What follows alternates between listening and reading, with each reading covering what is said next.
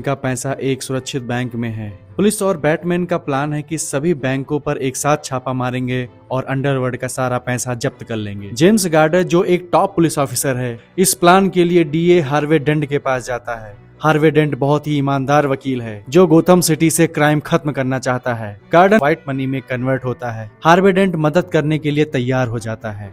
Batman की identity अभी तक कोई नहीं जानता। ब्रूस वेन जो एक बड़ा बिजनेसमैन है। दूसरी तरफ अंडरवर्ल्ड के सभी बड़े गैंगस्टर एक मीटिंग करते हैं।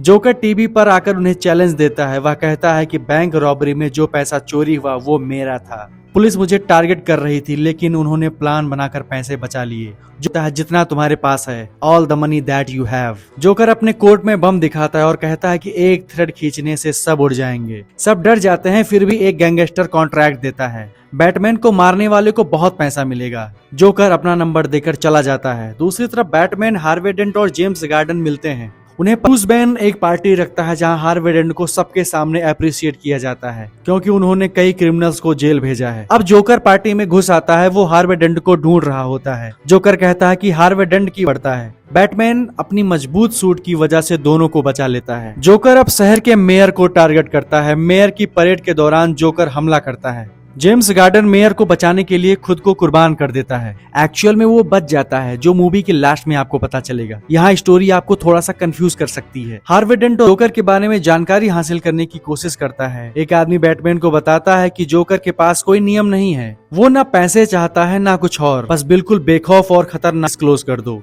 वो खुद तुम्हारे पास आएगा। हार्वे डेंट जोकर के पास आता है। हार्वे डेंट जोकर के एक आदमी को पकड़कर पूछताछ करता है। बैटमैन आता है और कहता है कि इस तरह मत पूछो। हार्वे डेंट शोले की जय की तरह सिक्का फेंक कर फैसला करने की कोशिश करता है। बैटमैन हार्वे डेंट को समझाता है कि अगर वो जोकर को मार देगा तो शहर के लोगों का उस पर से विश्वास उठ जाएगा। हार्वे डेंट कहता है कि कल प्रेस कॉन्फ्रेंस में मैं अपनी मास्क उतार दूंगा और खुद को बैटमैन साबित करूंगा। ब्रूस वेन बहुत दुखी होता है क्योंकि जोकर की वजह से अब लोग बैटमैन से भी नफरत करने लगे हैं। अगले दिन प्रेस कॉन्फ्रेंस में सब बैटमैन को मास्क उतारने के लिए कहते हैं।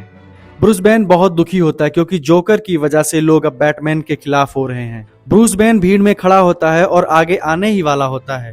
तभी हार्वे डेंट खड़े होकर कहते हैं, मैं बैटमैन हूँ। पुलिस हार्वे डेंट को गिरफ्तार कर लेती है क्योंकि उनकी वजह से कई निर्दोष लोगों की जान गई है। हार्वे डेंट को जेल भेज दिया जाता है। जोकर अब पुलिस के कॉन्वॉय पर भेज दिया जाता है। एक जगह हार्वे है, दूसरी तरफ रेचल। बैटमैन रेचल को बचाने के लिए दौड़ता है लेकिन जोकर ने दोनों जगह बम लगा रखे हैं। बैटमैन रेचल वाली जगह पर पहुंचता है लेकिन सही समय पर नहीं पहुंच पाता। And Batman felt guilt for that. A lot of anger pushes him to do something big. Now Harvey Dent बच जाता है लेकिन उसका आधा चेहरा जल जाता है। हार्वे डेंट अब टू फेस बनने लगता है। His character has been changed into dual split personality.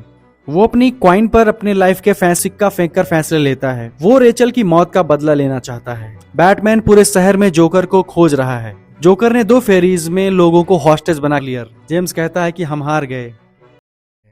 और वीडियो पसंद आई हो तो प्लीज सब्सक्राइब कर लो।